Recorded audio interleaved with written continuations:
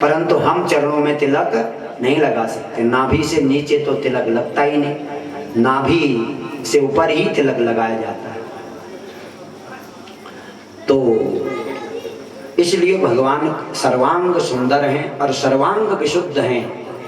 भगवान के एक एक अंग, एक एक रोम जो है, रोम रोम जो है वो परम विशुद्ध है, परम दिव्य है, परम सुगंधित है और सर्वगुण संपन्न है। उसमें किसी प्रकार की कोई विकृति तो हो ही नहीं सकती है। इसलिए भगवान का चरणामृत भगवान को चढ़ाया जा सकता है। तो भगवान को चढ़ गया, लेकिन अब वो भगवान के चरणों को धोकर, हमने बताया तो हमारे लिए वो चरणोदक है, चरण धोकर के हम उसको ग्रहण कर रहे हैं। एक अर्थ ये होता है चरणामृत का। और यहाँ पर जहाँ कथा होती है वहाँ पर चरणामृत न कहकर कथामृत कहा जाता है। कथामृत का प्रतीक है ये चरणामृत, जिसे हम कहते हैं मीठा मीठा शरबत। वह अब उसकी मिठास को का अर्थ समझ लेना चाहिए, फिर चरणामृत पीने की हमें जरूरत नहीं पड़ेगी। वो हमने मानसिक रूप से पी लिया, ग्रहण कर लिया, उसका सही सार समझ लिया और अपना लिया, उसको हृदय में धारण कर लिया। वो कौन है? कथा रूपी अमृत ही भगवान का असली चरणामृत है।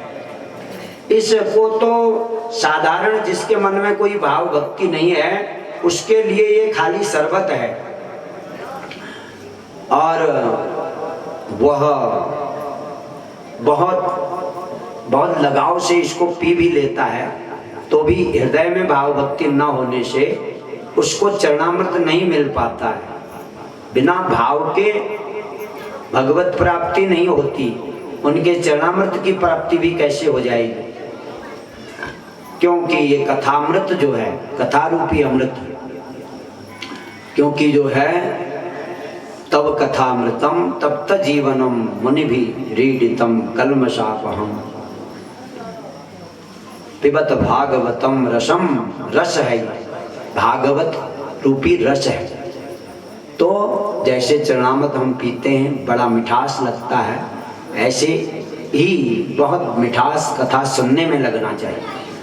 कथा सुनने सुनाने में मिठास का अनुभव होना चाहिए, एक अपूर्व अद्भुत सौभाग्य का अनुभव होना चाहिए। भगवत कृपा, भगवान की अपार जो अकारण कृपा है, बिना किसी पुण्य के ही भगवान इतनी बड़ी कृपा हम जीवों के, मनुष्यों के ऊपर करते हैं। इसलिए हमने पूरी सावधानी के साथ अपनी धर्म मर्यादा पर चलते हुए कथा रूपी अमृत को हृदय के दिव्य पात्र में सदा धारण करना चाहिए और इसको पीते रहना चाहिए। ये अक्षय अमृत है, ये कथा रूपी अमृत है। कभी भी ये नहीं कहा जाता लोक व्यवहार में भी कि चरणामृत खत्म हो गया भाई, अब तो है ही नहीं, ऐसा कहना एकदम निषेध है।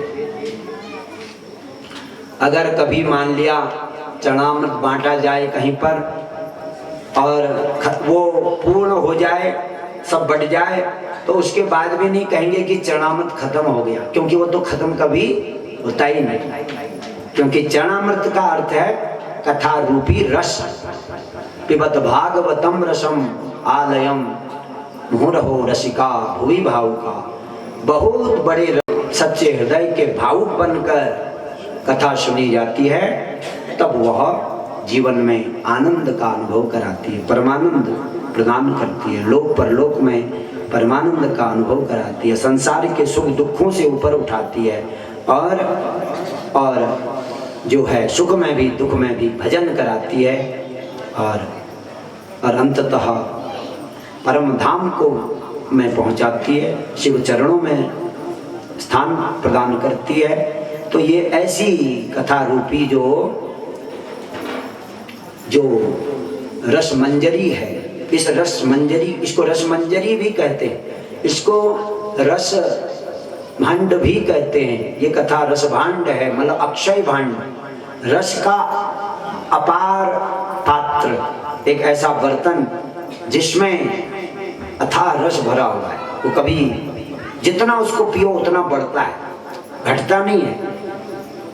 तो पीने की जरूरत होनी चाहिए, इसलिए कहा पिबत कथा को पीजिए। हमने शरबत नहीं बल्कि कथा को पीना है। पीने की चीज कथा है, कोई शरबत पीने की चीज नहीं, लेकिन वो भी भूख प्यास में कभी क्षण भर की भूख मिटाने के लिए, प्यास मिटाने के लिए पी सकते हैं। लेकिन ये इसका मतलब, कथा का मतलब ऐसी चीज नहीं है कि जो थोड़ी देर के लिए पिए जाए। ये तो सदा सदा के लिए इसका पान करना है, जब तक ये जीवन है, और जीवन के बाद भी पीते रहेंगे। अगर पीने का भाव स्वभाव बना लेंगे तो शरीर के छूटने पर भी कथा पीने को मिलती रहेगी। ऐसी जगह में स्थान मिलेगा जहां भले ही प्रेत योनि में ही क्यों न चले जाएं, किसी पूर्व जन्म इस जन्म के पाप से, अपराध से, कोई जाने अनजाने में ऐसा अपराध बनाओ, प्रेत योनि ही क्यों न मिल जाए, पर फिर भी कथा जरूर मिलेगी। कथा से प्रेम होगा तो उसमें भी वही योग आएगा। पर कथा के समय प्रेत को जो कष्ट होता है वो भी दूर हो जाता है। कथा में अपनी ऐसी सामर्थ्य है, ऐसा प्रभाव है कथा भगवत चर्चा। भगवान शंकर देवी सती जी को सुना रहे हैं कि ऐसा ऐसे हुआ, तुम्हारे पिता ने एक बार मेरे से नाराज हो गए थे तुम्हारे पिता, इसलिए उन्होंने निमंत्रण नहीं दिया है। तो तब सती ने कहा तो प्रभु मुझे तो आप जाने की आज्ञा दे दीजिए, मेरे माता पिता हैं, मैं तो जाऊंगी। कहा नहीं देवी, तुम्हें भी जाना नहीं चाहिए, वहां जो है ना तुम्हें अपमान झेलना पड़ेगा, फिर तुम बाद में पछताओगी, इसलिए अभी हमारी बात मानो, वहां मत जाओ। निमंत्रण नहीं है, तुम्हारा कन्यादान कर दिया गया है, अब तुमको बुलाना ही नहीं चाहते तुम्हारे पिता, तो क्यों जाती हो वहां। तो सती देवी ने ऐसा ही कह दिया कि माता पिता के पास मैं जाने में कोई निमंत्रण नहीं चाहिए प्रभु, बस आपकी आज्ञा मिल जाए तो मैं जाने के लिए तैयार हूँ। अब वो जब हट जैसा कुछ किया सती देवी ने, तो सती माता के हट से भगवान ने कहा जब इसकी इच्छा ही है हृदय से, तो अब इसकी इच्छा को भी हम क्यों जो है जबरदस्ती दबाएं। भगवान ने अपना आदर्श दिखाया कि ठीक है, माता पिता के पास जाना चाहती है, पिता ने इसका सम्मान तो करना नहीं है, पर ये मन में भरोसा बनाई हुई है कि मैं पिता को समझाऊंगी, क्योंकि सती ने यही बात कही कि मैं जाऊंगी, अगर निमंत्रण नहीं भी दिया होगा आपके लिए निमंत्रण भिजवाऊंगी और आप पीछे से फिर आ जाइएगा, ऐसा सती देवी ने भी कह दिया। तो भगवान ने कहा फिर हाँ ठीक है जाओ, तो भगवान ने नहीं कहा, मौन हो गए भगवान। अब सिद्धांत है कि मौनम स्वीकृति लक्षण, तो सती जी ने भी समझा तो अच्छा तो फिर प्रभु में जाओ, तो भगवान ने हाँ ना भी नहीं कहा, हाँ भी नहीं कहा। तब सती देवी सोचने लगी कि मौन होने का मतलब है हाँ, मौनम स्वीकृति लक्षण, मौन को स्वीकृति का लक्षण मानते हुए भगवान शिव ने भी ये उपदेश किया ही होगा कभी कि भगवान ने ही तो कहा है, अगर कोई किसी उतना प्रश्न के बाद अगर मौन हो जाता है तो फिर समझ लो कि उस प्रश्न का समाधान, उस प्रश्न के लिए उसने हाँ कर दिया है, हाँ कर दिया। तो इसलिए सती जी चली गई। कहते हैं भगवान ने कुछ अब जब चली गई, भगवान ने देखा वो तो चली गई, तो कुछ गणों को भेज दिया पीछे से, नंदीश्वर भी गए सवारी लेकर उनकी। तो इस प्रकार वहां यज्ञ में गए और यज्ञ में जाकर के सती जी ने सब निरीक्षण किया, देखा केवल वहां जो है केवल माता ही प्रेम से मिली, उनकी जो प्रसूति माता है उन्होंने कुशल बात पूछी, बाकी किसी ने कोई बात ही नहीं की। वहाँ दक्ष प्रजापति से मिली, दक्ष प्रजापति ने भी कुछ असल कुशल कुछ भी नहीं पूछा, और केवल सती देवी ने कुछ संवाद किया। अब आजकल जो सीरियलों में भी दिखाते हैं वो पुराण के हिसाब से नहीं दिखाते हैं, अपने डायलॉग बनाते हैं, अपना संवाद बना लेते हैं। लेकिन हमने तो पुराणों से पढ़ना चाहिए, पुराणों से देखना चाहिए कि उसमें क्या हुआ। जब देखा सती ने यज्ञ मंडप में भी गई, कहीं पर भगवान शिव का लिंग तो भद्र, चतुर्लिंग तो भद्र आदि कुछ नहीं बना हुआ था। भगवान शंकर की पूजा का कोई सामग्री वहाँ पर नहीं रखी गई थी। तब सती देवी बहुत दुखी हुई और बड़ा उनको मन में क्रोध भी आया। तदा दक्षम दहन्तीव रुषा पूर्णा सती भृशम क्रूर दृष्टिया विलोक्येव सर्वानप्यपमानिताः। तदा दक्षम दहन्तीव न शम्भुभागमकरोत् क्रोधं दुर्विषयं सती। तदा दक्षम दहन्तीव रुषा पूर्णा सती भृशम।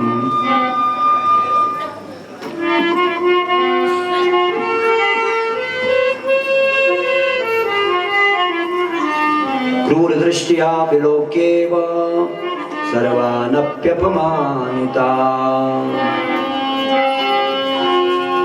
तो सती देवी को बड़ा क्रोध आया। पहले तो भगवान अपने पिताजी को समझाया, जब वो नहीं मानी तो देखिए अब वो भी मर्यादा है। पिता को कुछ बुरा भला तो कहा नहीं, गाली गलौज करने का प्रयास है। अपनी पूरी सभ्यता के साथ, पूरी शिष्टता के साथ सती देवी ने पूछा केवल अपने पिता दक्ष प्रजापति से। श्री श्री अनंत श्री सत्यवाच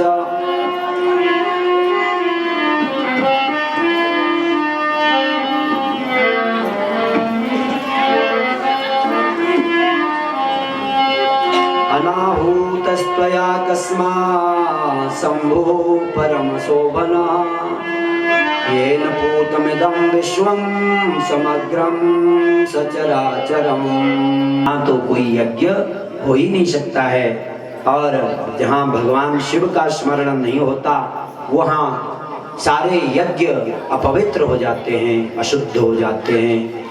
तो हे पिताजी, आपने ये क्या किया? और इतना पिताजी से कहा और फिर विष्णु आदि देवताओं से भी कहा। श्री श्री अनंत श्री सत्यवाच हे विष्णु त्वं महादेवं किं न जानासि तत्त्वतः सगुणं निर्गुणं चापि श्रुतयोऽयं वदन्ति यद्यपि त्वां करं दत्त्वा बहुवारं महेश्वरः अशिक्षयच्च पुरा साल्वप्रमुखा कृतिभिर्हरे तदभिज्ञानमायान्तं न ते चेतसि दुर्मते भागार्थी दक्ष यज्ञेऽस्मिन् शिवं स्वस्वामिनं विना।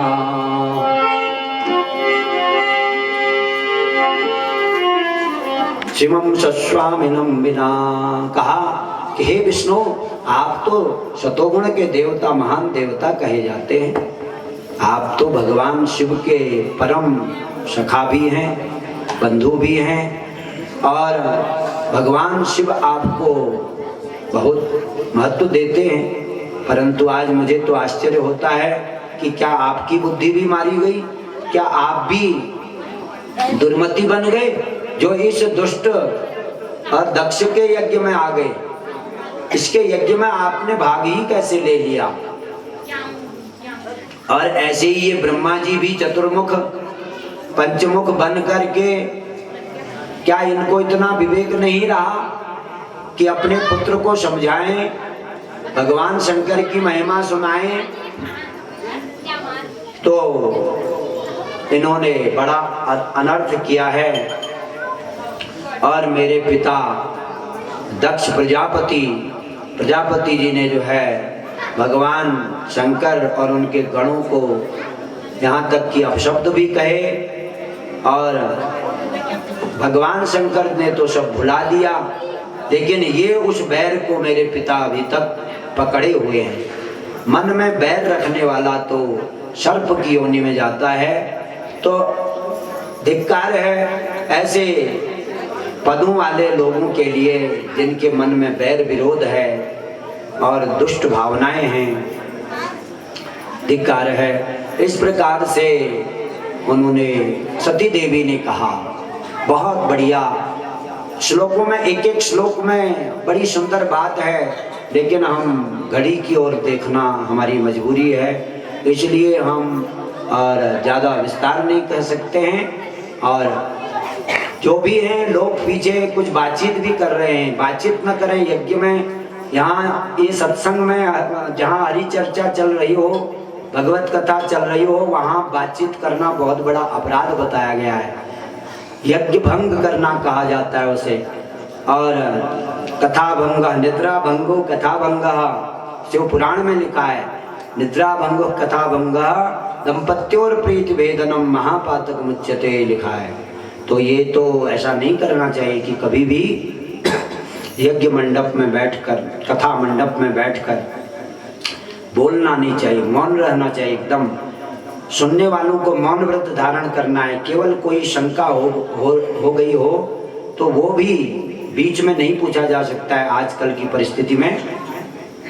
पहले जब फ्री समय रहता था, समय का कोई बंधन नहीं रहता था कथाओं में, भाई जितने समय तक चल जाए कथा चल जाए।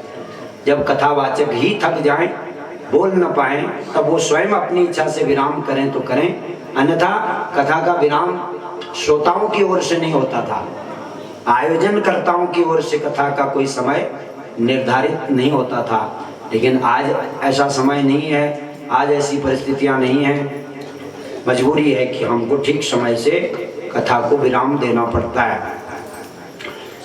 तो इसलिए आपसे निवेदन है कि थोड़ी देर 2-2.5 घंटा कथा का समय रहता है, उसमें शांत रहना चाहिए। जिसको कुछ बात करनी भी हो, क्योंकि आप जैसे समझदार लोग तो कथा में फोन भी बंद रखते हैं, स्विच ऑफ रखते हैं। भाई कथा का महत्व है या ये फोन का महत्व है? ये जो कोई फोन पर इधर उधर की बातें पूछे, उसकी बातों का जवाब देना है या कथा सुननी है?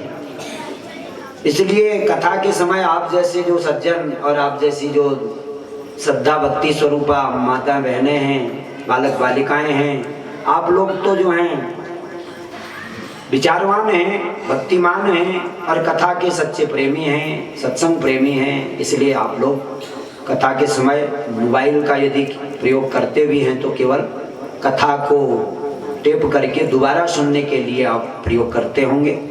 और यही करना चाहिए कि जो कथा चर्चा चलती है उसको, जो आपको और अच्छा प्रसंग लगे उसे टेप कर लेना चाहिए। जिसमें अच्छी शिक्षा दीक्षा की बात चल रही हो उसे टेप कर लेना चाहिए, उसको उसमें मोबाइल में ही टेप करके सुनना चाहिए, बार बार औरों को सुनाना चाहिए, उसका प्रचार प्रसार करना चाहिए। ये श्रोताओं का भी फर्ज है, धर्म है, और वक्ताओं का भी धर्म है कि वो उसका प्रचार प्रसार करे। अंडबंड जो वीडियो होते हैं उनको लोग वायरल करते रहते हैं, हंसी मजाक करते रहते हैं, गाली गलौज भी वायरल करते हैं, लेकिन कथा को वायरल करने वाले कुछ बिरले होते हैं आप जैसे धर्मात्मा लोग। कथा से ही हमारी व्यथा मिटेगी, संसार की व्यथा मिटेगी, भारतवर्ष की व्यथा मिटेगी। भारतवर्ष में कितना भयंकर षड्यंत्र विधर्मियों और राक्षसों के द्वारा, जो विधर्मी राक्षसों का प्रभाव बढ़ता जा रहा है भारत में, उससे बचाना है भारतवर्ष को। तो उसके लिए आप कीजिए, कथा को समझाइए लोगों को। हम सब जगह अच्छे सज्जन कहीं भी हो, वो हमारे देश का हो या विदेश का हो, हम उसकी सेवा करते हैं, हम उसको महान और मान करके उसकी हर बात का आदर करते हैं। लेकिन जो विधर्मी राक्षस बनकर इस भारत में रहते हैं, उनका जो भारत को ही निगलना चाहते हैं, ऐसे विधर्मियों का हम सब मिल करके और उनका पुरजोर विरोध करें, प्रबल विरोध करें, जिससे कि वो आगे न बढ़ पाए, उनका प्रभाव न हो पाए इस धरती पे, इस भारत की धरती पर। ये बहुत जरूरी है। इसके लिए आप प्रयास करें, कथा के माध्यम से, सत्संग के माध्यम से, अथवा कहीं कोई सभाएं आयोजन करके, कुछ भाषण करके, ये चेतना बालक से लेकर बूढ़े तक सभी में ये चेतना जगानी जरूरी है। नहीं तो हम इस प्रकार, हम लोगों ने भी अपने धर्म के बल को बढ़ाना चाहिए। धर्म में बल होता है, जब हम मर्यादा को मानते रहेंगे, और हम चारों जातियों के जो हिंदू लोग कहे जाते हैं सनातनी, हम सनातनी 4 जातियों के, और हमको प्रेम से रहना है, धर्म मर्यादा को भी मानना है, तब हम में बल आएगा, शक्ति आएगी और हम विधर्मियों का विरोध करके भारतवर्ष का उद्धार करेंगे, सच्ची देशभक्ति कर पाएंगे। सच्ची देशभक्ति यही है कि यहाँ ये हिंदुस्तान बने, ये सनातनियों का स्थान है, ये विदर्शी राक्षसी भावनाओं वालों का, विपरीत धर्म मजहब पंथों को चलाने वालों का देश नहीं है। ये ऋषि महर्षि रामकृष्ण और सती सावित्री का देश है, ये महान और आत्माओं का देश है। इसलिए इसको बचाना हमारा पहला कर्तव्य है। जो भी हमसे बन सकता है अपने अपने स्तर से हर किसी को करना चाहिए, पहला फर्ज है। इस फर्ज को नहीं निभाया तो हम मनुष्य कहलाने योग्य नहीं कहे जा सकते हैं। तो इसलिए हमको और अपने अपने स्तर से इस फर्ज को अवश्य निभाना है। तो यहाँ ये निवेदन संक्षेप में करना है इस कथा के माध्यम से कि परसों को तो हवन यज्ञ होगा, इसलिए जो लोग भी अपनी यज्ञ सामग्री आदि शुद्ध साफ करके, और यदि किसी के घर में गौमाता के दूध से बना हुआ घी हो, क्योंकि यज्ञ हवन में गभ्यम कहा गया है। गभ्यमाज्यम का मतलब है कि गाय का ही घी होना चाहिए, गाय के दूध से बना हुआ ही घी होना चाहिए, क्योंकि कर्मकांड में ये मंत्र आता है गभ्यमाज्यम। गभ्यम का मतलब गौ माता के दूध से बना हुआ घी, तो वो घी चाहिए यहाँ पर, थोड़ा ही सही, जितना भी हो, 1 चम्मच 2 चम्मच जितना भी हो हवन में मिला करके ले आए। किसी के पास अधिक हो तो अधिक भी दे सकते हैं, मंदिर में पूजा आरती करने के काम आ जाएगा, और यहाँ आए हुए जो भी साधु ब्राह्मण संत महापुरुष हैं, भक्त हैं, उनकी सेवा में लग जाएगा। तो इसलिए और एक निवेदन ये भी हमारे भक्तों की ओर से और हमारी ओर से भी है कि यहाँ के सभी कार्यकर्ता महानुभाव भक्त जो हैं उनका भी यही निवेदन है कि ये जो आप अगरबत्तियों का ढेर लगाते हैं, धूप अंड बंड कोई भी धूप दुकानों में से ले आते हैं, उसको लाना छोड़ करके आपने जो है कुछ जो जनता जनार्दन की सेवा के लिए जो है अपनी तरफ से कुछ जो आजकल का विशेष अमृत कहा जाता है, चाय अमृत, चाय की सामग्री ले आइए आप जो है। आजकल को ये भी हमारे भक्त लोग का निवेदन था कि इससे अच्छा तो चाय की सामग्री ले आए लोग, क्योंकि ये अगरबत्ती सब फिर फेंकने पड़ते हैं इनका, और ये भैंसों को धुएं लगाने लायक होती हैं। तो इसलिए इन अगरबत्तियों को मूले मच्छर भगाने के लिए भैंसों के आगे जलाना चाहिए। और ठीक है, दुकानदारों ने बेचना है तो आप खरीद लीजिए, उनकी बिक्री भी हो जाए और भैंसों के मूले मच्छर भाग जाएं। इसके लिए प्रयोग किया जाता है इनका, इन अगरबत्तियों का, आजकल की जो ये अगरबत्तियाँ। और फिर इसमें बांस का डंडा लगा रहता है, कहते हैं उसको भी जलाना हमारे सनातन धर्म में, हमारी रीति में, हमारे उत्तराखंड में इसको अच्छा नहीं माना जाता। इसलिए यहाँ पर तो असली धूप बिकनी चाहिए और वही व्यवसायी यहाँ पर व्यवसाय करे जो धर्म को माने, भगवान के प्रति श्रद्धा रखे और सच्ची धूप बनाए, उसी का व्यवसाय चलना चाहिए, उसी से धूप खरीदा जाना चाहिए। ये ऐसी तबीयत खराब करने वाली, प्रदूषण फैलाने वाला धूप तो अच्छा नहीं है, न उस बेचने वाले के लिए अच्छा है और न खरीदने वाले के लिए अच्छा है, किसी के लिए भी अच्छा नहीं, नुकसानदायक है, इससे बचना चाहिए। इससे अच्छा तो जो है चाय चीनी से लोगों को आजकल ताकत आती है और स्फूर्ति आती है और थोड़ा सेवा करने का साहस भी बढ़ता है। तो इसलिए इतनी जनता यहाँ पर आती है, कई बार सबको चाय पिलाई जाती है, चाय भी कलयुग का सहारा है।